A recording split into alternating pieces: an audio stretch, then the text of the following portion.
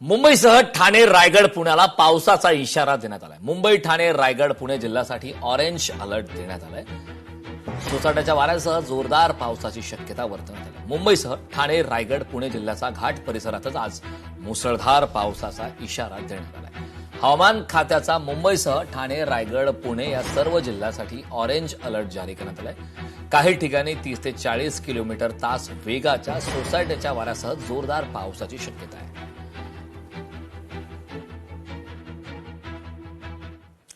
एकीकडे पावसाचा अलर्ट तर दुसरीकडे आजपासून राज्यातील पावसाचा जोर ओसरणार आहे। महाराष्ट्रात आजपासून पावसाचा जोर ओसरणार आहे। आजपासून केवळ हलक्या सरी कोसळणार आहे असा हवामान विभागाचा अंदाज आहे। बंगालच्या उपसागरात निर्माण झालेल्या कमी दाबाच्या क्षेत्रामुळे उत्तर पूर्व भारतासह मध्य भारत आणि विदर्भाला पावसाने जोरदार झोडपलंय।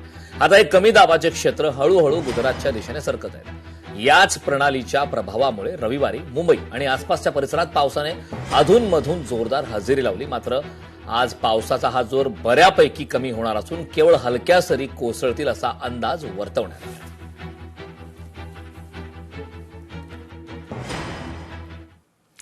पुणे घाटमाथ्यावर आज पावसाचा येलो अलर्ट देण्यात आलाय। धरण साखळीतील 3 धरणं 100% भरलेत।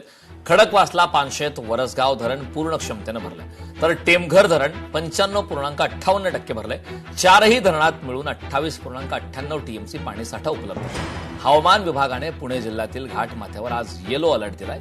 शहरात तुरळक पावसाची शक्यता सुद्धा वर्तवण्यात आली।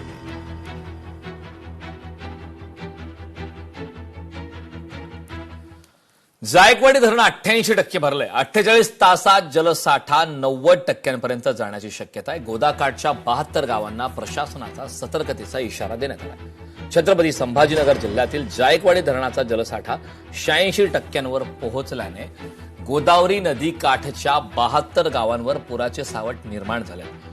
उर्ध्व भागातून मोठ्या प्रमाणात पाण्याची आवक सुरू असल्याने पुढील 48 तासात जलसाठा 90% जाण्याची शक्यता व्यक्त करण्यात आली। आवश्यकतेनुसार धरणातून नदीपात्रात पाण्याचा विसर्ग केला जाऊ शकतो। जिल्ह्यातील 165 पूरप्रवण गावांसाठी प्रशासनाने सतर्कतेचा इशारा देत बचाव साहित्य यंत्रणा आणि तहसील प्रशासनाला सज्ज राहण्याच्या सूचना दिल्या।